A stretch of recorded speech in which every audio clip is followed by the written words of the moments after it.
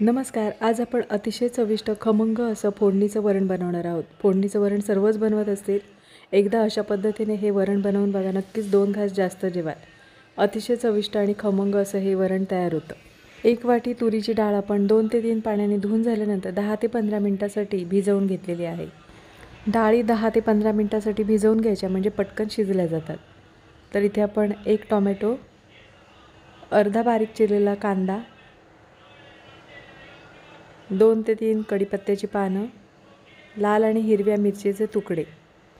तर इथे आपण हिरव्या वाटाण्याचा वापर करणार आहोत, म्हणजे मटारचा वापर करणार आहोत. 1 छोटा चमचा आपण इथे हळदीचा वापर केलेला आहे आणि 1 छोटा चमचा आपण तेलाचा वापर करणार आहोत. तेलामुळे डाळ छान मऊ अशी शिजली जाते. तर इथे आता डाळीमध्ये तेल व्यवस्थित असं मिक्स करून झालेलं आहे. 2 चिमूटभर आपण इथे हिंगाचा वापर करणार आहोत. कुकरला झाकण लावून मीडियम गॅसवर आपण 2 शिट्यांमध्ये डाळ छान शिजवून घेणार आहोत.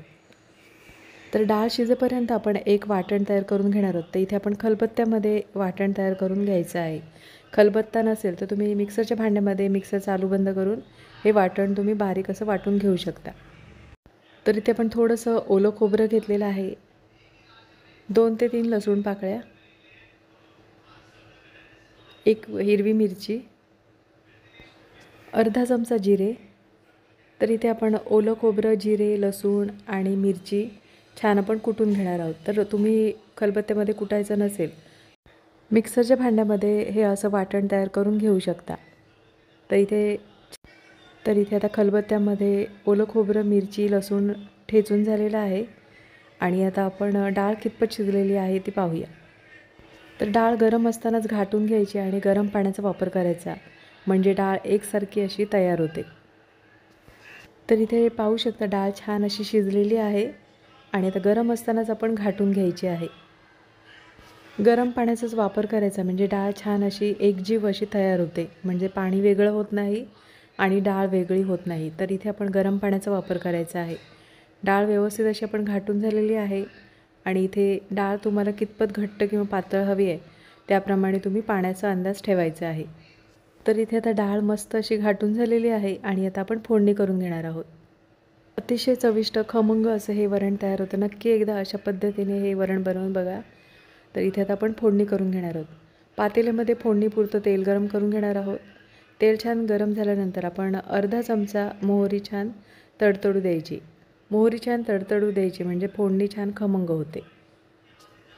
तडतडल्यानंतर आपण 2 ते 3 लसूण पाकळ्या ठेचून घेतलेल्या आहेत. 2 ते 3 कढीपत्त्याची पानं. गॅसची फ्लेम स्लो ठेवायची आहे आणि स्लो गॅसवर आपण फोडणी छान खमंग अशी तयार करून घेणार आहोत. तर इथे आता फोडणी छान तयार करून झालेली आहे आणि खलबत्त्यामध्ये आपण जे वाटण तयार करून घेतलेलं आहे, खोबरं, मिरची, जिरे, तर आपण ते मिक्स करून घेणार आहोत, म्हणजे फोडणीमध्ये आपण परतवून घेणार आहोत. छान खमंग असा सुगंध दरवळत आहे. तर इथे अगदी 1 मिनिटभर आपण ही फोडणी छान खमंग अशी परतवून घेणार आहोत. तर इथे आता फोडणी परतवून झालेली आहे. फोडणी परतवून झाल्यानंतर आपण डाळ फोडणीला देणार आहोत. इथे तुम्हाला जर डाळ म्हणजे तिखट हवी असेल तर तुम्ही लाल तिखटाचा सुद्धा इथे वापर करू शकता, म्हणजे फोडणीमध्ये लाल तिखटाचा वापर करू शकता. अतिशय चविष्ट तिखट डाळसुद्धा होते. तर इथे आता कुकर आपण धुवून घेणार आहोत. इथे तुम्हाला वरण कितपत घट्ट किंवा पातळ हवं आहे त्याप्रमाणे तुम्ही पाण्याचा अंदाज ठेवायचा आहे. तर इथे आता वरण एकदा आपण ढवळून घेणार आहोत.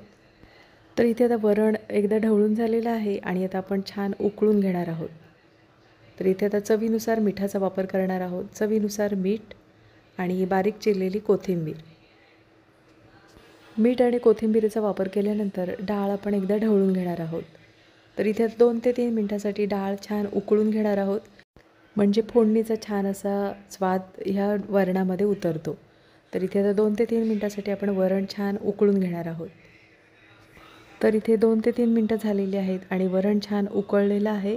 तर इथे आता गॅस बंद करायचा आहे. अतिशय चविष्ट असं हे खमंग असं वरण तयार होतं. नक्की एकदा अशा पद्धतीने हे वरण बनवून बघा आणि कमेंटमध्ये मला नक्कीच सांगा. आजची रेसिपी आवडली असेल आणि चॅनलवर नवीन असलं तर चॅनलला सबस्क्राईब करा आणि व्हिडिओ आवडला असेल तर लाईक शेअर करा. पुन्हा भेटू अशाच नवीन रेसिपीमध्ये.